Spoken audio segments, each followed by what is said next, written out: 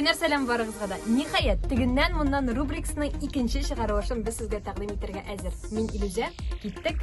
Үткен тел бәхет, озын тел. Бәхетсезлек. Телеңне тойсаң, нинди булырсың? Акыллы булырсың. Вот с этого момента попал дрова. Эфир вакытында төшкерәсе, йөткерәсе килсә нишләргә? Кырыгарлана төшкерәм. Эфир шәп булсын өчен аны нинди сүздән башларга кирәк? Исәнмесез, хәерле иртә. Эфирдә нинди сүзне әйтергә ярамый? Нинди сүзне бүгенге көндәме? Әллә гомумәнме? Гомумән әйтергә ярамый. Татар радиосы начар радио дип. Ул бит әйбәт радио. Әлбәттә. Абсолютно. Иптәшләр, иптәш түгел, иптәшләрне иптәш итик, иптәшләр. Иптәш түгел, иптәшләрне иптәш итсәк, иптәшләр. Иптәшлеккә Анда мәгънәсе буенча мин хәтерлим, ә менә сүзләрне истә калдырыйм. Иптәш булыйк, иптәшләр. Дөрес. Четко.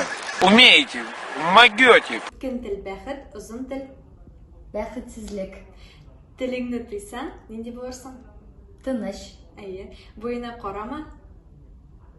Акылына кара. Поразительно. Эфир шәп булсын өчен нинди сүздән башларга кирәк? Исәнләшергә. Микрофон ватылса нишләргә? Микрофон ватылса... Белмим, Ленарга әйтергә. А что, так можно было, что ли? Татар радиосында иң матур кеше кем? Төртеп күрсәтмим инде. Без барыбыз да яшь, матур, талантлы. Шуңа күрә. Хорошая шутка. Эфирга чыгар алдыннан эшли торган артикуляцион күнегү. Без эфирны бик иртә башлыйбыз, 50-нче дә, шуңа күрә бераз гына авыз ачып аласың да, булай иттереп тартыласың да, шуны белән Ик работаем. Иптәшләр, иптәш түгел, иптәшләрне иптәш итик, иптәшләр. Иптәшләр һәм иптәшләр. Бәхет, озын тел. Тәхет. Рифма буенча туры килә, юк. Буена карама, нәрсәсенә кара? Аягына кара. Кулына, почти. Эшкә соңга калсаң нишлисең? Ашыгасың ала. Эфирда нинди сүзне әйтергә ярамый? Сүгенү сүзе. Эфирда нишләргә ярамый?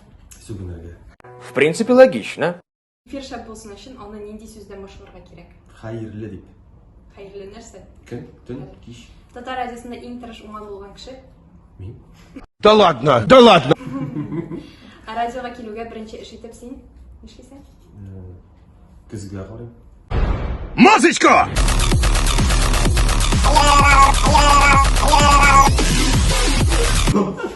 Кичерәсеңме? Что за ужас тут творится?